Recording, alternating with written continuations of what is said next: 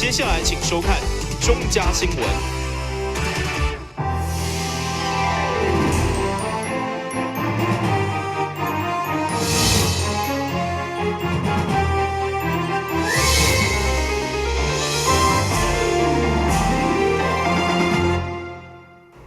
大家好，我是陈碧纯，欢迎收看4月14号礼拜四的中嘉台南地方新闻。安平古堡在经过将近400冬的岁月以后，全球上大的清洁设备制造商德国凯驰集团运用专业的清洗技术甲设备，为今仔日开始为这座高级建筑进行为期15天的清洗工作，希望安平古堡会当风华再现。2、1，耶 ！Thank you！ 哇，我们现场看到的是一个健身的 logo， 还有 picture 我们凯驰公司的 logo。好的，现场的朋友。台南安平古堡伫清洁设备制造商德国凯驰集团的清洗之下，呈现出身躯两种无同的面貌。伫中华共有文教协会的看线之下，这间全球上大的清洁设备制造商，伫为100个世界知名地标景点完成清洗以后，伫台湾决定选定台南的安平古堡作为服务对象。我说这个应该是安平古堡400年来第一次洗脸了哈，因为安平是台湾近代史历史的起点，也是台湾第一个城市啊。1624年，荷兰人在这里盖了热兰遮城，也就是现在的安平古堡。所以今天的洗脸啊，真正的洗脸不是那种呛虾的洗脸了哈，就是真正的洗脸是400年来第一次哈。我相信一定可以让安平古堡更漂亮、更动人啊，还有更吸引力。那我非常钦佩凯驰公司，在短短80年的历史里面，有办法在全世界超过100个古迹历史的景点，用他们公司专业的配方替他们清洗啊，这种将专业还有工艺结合在一起，这非常令人钦佩。那台南市的安平古堡非常高兴有机会能够受到这样的服务。虽然清洗古迹看起来并无困难，不过实际上该公司运用专业清洗设备，采用150度的蒸汽温度进行清洁，全程拢是用清水，无使用化学清洁剂，不但未伤害建筑主体，而且对环境也未造成伤害。这在台湾的古迹界来讲，是一个非常开创性的一件工作。过去古迹的清洗难免会加一点化学药品，会用一些高压的方式去清洗，但是会带来古迹的损坏，以及带来环境的污染。那这次凯驰特别用他们30几年来在全世界清洗重要的地标跟古迹的这样经验，来协助安平古堡做这样子的一个清洗工作。我想这样子的一个清洗计划会带给整个台湾古迹界在清洗维护上另外一种不一样的视野跟做法。在高级清洗人员的专业技术之下，一步步将建筑物顶头的青苔甲垃圾洗掉，让安平古堡渐渐重现原来的面貌。而该公司在去年1月份进行第一次勘验到单，已经进入第3阶段的正式清洗，预计4月29号结束。不但会当延长古迹的保存，也让这座将近400冬的古城再现风华。但新闻站山林根采访报道。海尾调洪宫上午举办一场传统的道教进行道场仪式，因为顶道推的翁道长是土生土长的海尾人，所以现场客满大批民众来替伊加油打气。最后，伊也顺利登上36站的道推，成为海尾第1位道长。61年厝的洪崇根道士是大港海尾寮土生土长的人，自细汉就对着老爸洪汉崇道长学习道教法器科仪。伫5当前向3000道长请示，是毋是会当举办顶道推造节收录大典，进一步进行道长一职，一直到伫今年3月，得到3000道长的赏杯，正式伫14号这天举行订得推仪式，顺利得到得奖的称号。咱遮的贵宾呢，来甲咱这个红中奖得奖，来甲咱红中奖得奖，咱来甲鼓励者，感谢咱各位热情的掌声吼。要来晋级这个得奖的，今仔所处来举办这个盛会，要走这个阵的，因为就是安自学师开始，到即马会当来圆满，这个会当来晋级来走出这个得奖，今仔日呢，感谢着诸位大德，来莅临，会当来祈求，互大家会当风调雨顺，国泰民安，大家会当平安大汉钱。也因为洪崇根得奖自细汉伫海尾寮大汉，伫伊的订得推一天，现场客满大批大港的乡亲为伊加油打气。海尾调洪奖的主委吴振迪也到场恭祝伊成为海尾第一位在地得奖。洪总经呢伊来得书呢来晋升得奖就是咱海尾伫咱海尾本庄出世的第一个。所以讲伫咱的庙埕呢，伊也请着保生大帝出来甲做主要来订得推啦，这个晋升造一得奖的节或者发挥啦、发节啦等等呢非常会深入包括着过去拢咱海尾调洪奖有咧配合呢所以讲真欢喜伫今仔日呢订得推呢斗一得奖呢非常的成功圆满。订得推这项得高传统，伫台湾已经相当的罕见。这个因为洪崇根进行得奖，互海尾乡亲会当亲目睭见证这种神秘又个庄严的仪式，互因感觉相当的神奇。台南新闻张伟忠彩虹报道。肯亚电信诈骗案有台湾人被遣送到中国的事件引起注目。议员李文正认为，这是马英九甲中国双方认定的九二共识所来造成。来听看伊伫记者会是安怎讲。议员李文正上午带领乡亲到议会，针对肯亚电信诈骗案，台湾人被掠到中国的事件，提出马英九甲习近平用九二共识诈骗台湾，亦应该受到法律制裁。因为就是因为九二共识，中国才会凊彩用这个名义掠台湾人，造成这个事件的发生。中国伫遐安尼一直叫咱着爱来承认这个九二共识。又用九二共识来欺骗这个国际社会因为咱过去的时阵咱无安尼来提出来反驳，所以才会造成今仔日咱规个台湾人伫肯亚去互带过这个中国啦所以今仔上重要的一个原因就是讲，咱台湾无和中国分得清楚诈骗当然这个你讲爱绳之以法，但是今仔日。这个马英九和习近平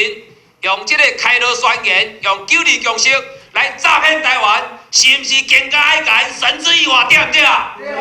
议员李文正强调，伊伫2004年8月13号就曾经伫议会联署，请市长赖清德表态公开承认开罗宣言，并无将台湾甲澎湖交予中华民国。但是议会联署过半，如今再次提起这个代志，就是希望赖市长会当采取动作。但新闻家山林根采访报道。根据国民健康署的资料，每一档台湾食薰造成相关疾病死亡的人数大约是28000人。所以为了鼓励民众戒薰，国民健康署甲董事基金会每2档都会举办戒薰得赢活动，只要1个月无食薰，就有机会得到30万的奖金。薰内面的尼古丁会使人上瘾，焦油会引起癌症，这拢是食薰的歹处。所以食薰不只对家己的身体无好，也可能会害着食着二手薰的人的身体变歹。国民健康署也有董事基金会，为了让更加侪食薰的人会当戒薰，所以每2档都会举办一届戒薰得赢的活动。想要参加比赛的人，会当找一位无食薰的人做见证人，只要规个月无食薰，就有机会做伙得到奖金30万。生态病院也配合这个活动，只要透过生态病院介绍参加活动的朋友，更有机会得到先带朋友加买礼券。只要戒烟20分钟哦，身体其实就会有感觉哦，就是你的心跳血压会恢复正常。那一天下来，你的身体的一氧化碳会排出去。那你只要戒烟，你就会觉得你的呼吸顺畅哦。所以1个月下来，你的肺功能都会改善。所以只要戒烟，不管多久，应该身体都会有感觉，你都会感觉到戒烟对你是有好处的。想要结婚的朋友，千万唔通错过这个机会。除了家己结婚以外，也会当到病院的结婚门诊，寻求专业的医生斗相共，互家己会当赚到奖金，也赢回健康的身体。台南新闻郭博义采访报道。要看者马上倒来新闻现场。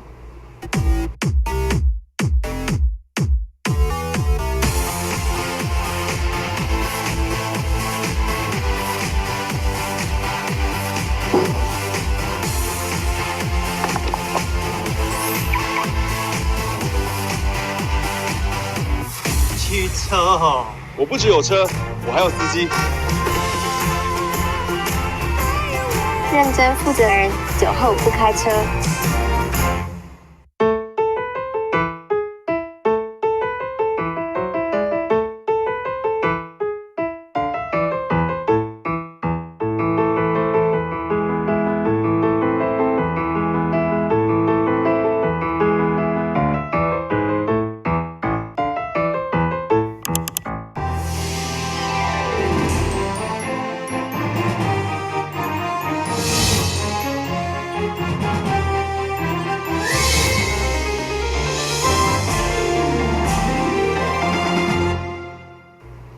电影《蝙蝠侠对超人》伫全球开出精彩票房，百货业者看准这届商机，特别举办一场快闪店的活动。现场除了各种收款商品以外，更有全台湾第一台风景车比例蝙蝠车，甲电影游戏互动机，要互你大开眼界。这台1:1的风景车的蝙蝠车。无论是车身，或者是车轮啊武器，这个细节，拢甲电影内面一模一样。也阁有这个真人大小模型，拢是这届伫台南新天地所展出的电影商品快闪店的特色。为了满足粉丝的期待，百货业者特别加价，全部拢搬到台南，希望粉丝会当看好到。蝙蝠侠对超人正义曙光，相信2016年最受欢迎的电影大概就是这部电影为主。那我们就是继星光三月信义店 A11的快闪店好评之后呢，我们这一次也南部独家引进就是电影快闪店的部分。那在这13天的档期当中，即日起到4月25号13天之中呢，我们将会在场内贩售所有跟电影相关类型的产品。那场内最吸睛的焦点莫过于就是1:1的仿真蝙蝠车。那希望各位就是可以有空的时候呢，揪你的好朋友还有各个影迷呢，可以到我们台南新天地一睹蝙蝠车的风采。除了蝙蝠车以外，也阁有体验做超人甲蝙蝠侠的模拟游戏，互现场的大小朋友拢算甲嘴笑目笑。那你们觉得玩这个好不好玩？好不好玩？好不好玩？但是眼睛蛮酸的啦，不过真的蛮好玩的。那今天来看这个展览，你觉得怎么样？非常棒，有很多东西可以看，尤其是那台车，很棒，对不对？对，还有电视。还有什么？电视啊？电视那个电视。还有电视哦。对。还有衣服可以看。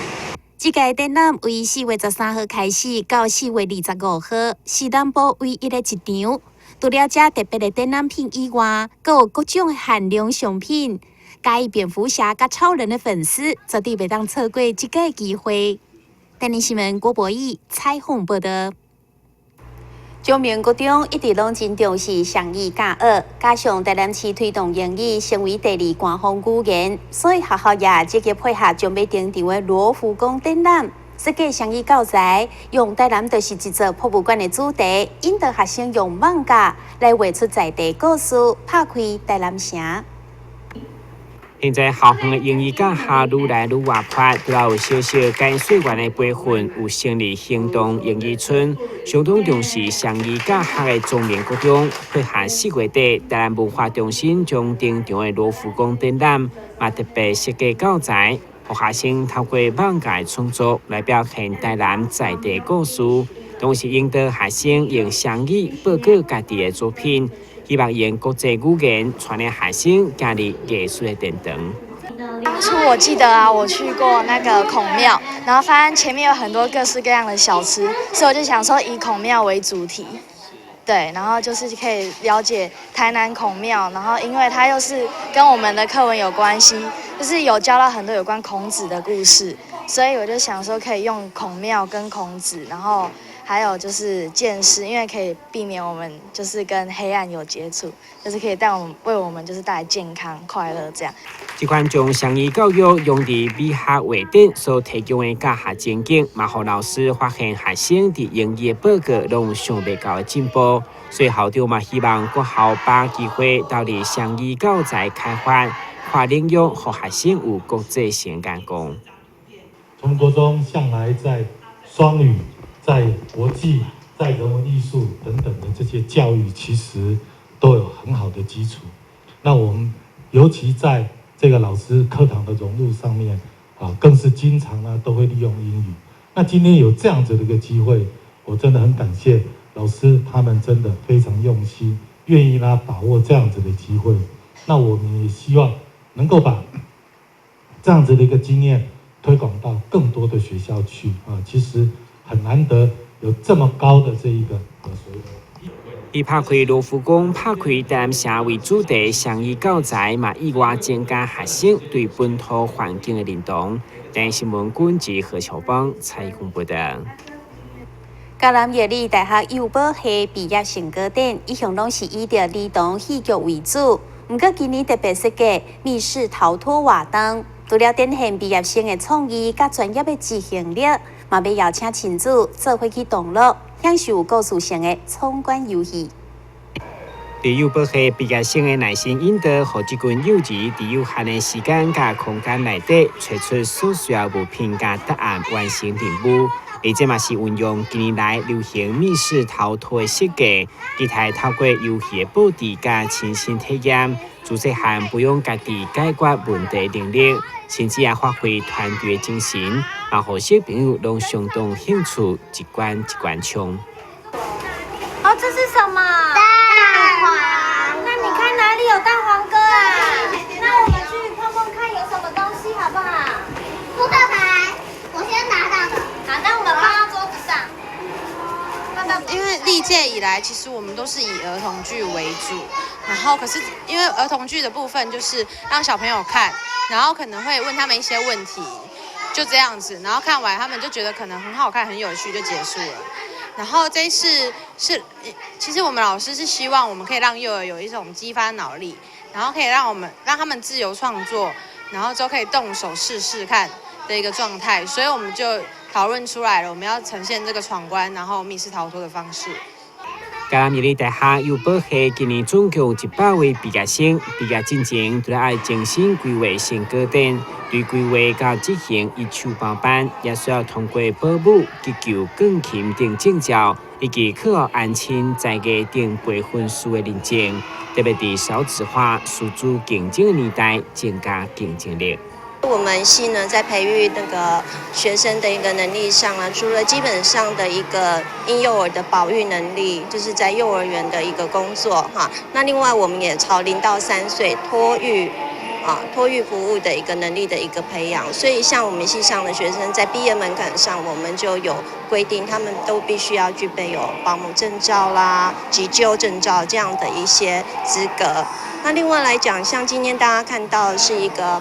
幼儿的一个益智游戏的密室逃脱的一个设计，那这也是我们特别就是想说，希望我们的学生除了在这些基础的一个教保跟托育能力之外，我们可以做出就是说在儿童课后的一个学习活动，透过游戏的方式，透过其他很多才艺好玩的一个形式，然后来服务孩子。所以这是我们在系上的一个比较算是对学生一个多元能力的一个培育。为期3天的儿童闯关游戏，毕业生除了交出创意的成绩单，慢慢对外开放，让父母带着囡仔来现场体验。电新闻管及何秋芳采访报道。近年来，职业伤害疾病愈来愈受到重视，其中因为椎间盘突出被认为是甲搬重米有关系，所以制造业、营造业甲运输业等行业拢是高危险群。透过职业伤害疾病认定，不但会当减免部分的医疗费用，而且还会当申请职业病保障。提醒到工朋友爱了解自身的权益。腰椎椎间盘突出造成的神经压迫性症头，包括有下脚趾偏痛、腰部以下会酸会麻，甚至佫会产生无力、大小便失禁的问题。甲职业相关的危险因素有定定搬重物、无自然姿势、职业性外伤等等。职业性腰椎椎间盘突出呢，其实是比较容易发生在一些反复搬运重物的一些职业类别。比如说像我们的货运类啊、仓储业，甚至是我们的建筑的工人或者是模板工人，这些比较容易发生。那其实它最主要的危险因子呢，还是着重于它每天搬运的总重量。所以当它每天搬运的总重量大于2公吨以上的时候呢，我们就认为这是一个比较有可能会造成职业性腰椎椎间盘突出的风险因子。目前在台湾，每一档大约有190名个案申请职业性腰椎椎间盘突出。诊断的重点包括工作至少8档，每一天累积的重量，男性必须超过2吨，女性则是要超过1.5吨。不过也是需要到门诊，经过医师的评估，才有办法认定。这样的职业病认定呢，我们通常是来到职业医学科就诊。那我们职业医学科的医师呢，会针对这样子的工作内容进行调查，然后进行现场的实地访视之后，去评估他到底有没有到达这样足够的工作量。那在到达这样足够的工作量之后，取得职业病认定之后，那就可以借由劳保身份的资格去就诊。那就诊的时候，主要是就医的一些部分负担就不用去负担。那不能工作的这段期间呢，就可以取得所谓的这个职业伤病的资格，取得这个部分的工资补偿，可以补偿我们因为休息而不能工作这段期间的一些生活所必须。医师强调，职业病的认定会当协助个案为复健后续开刀，能得到完整的休困，也无需要因为生活压力来继续从事会受到伤害的作业，达到治标甲治本的效果。但新闻加山林根采访报道。新闻再咱赶快来关心气象。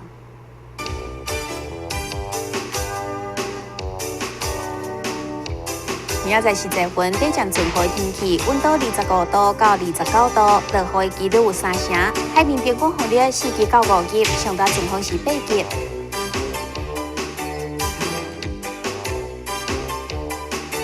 感谢你收看4月14号的中嘉台南地方新闻，我是陈美泉，咱再会。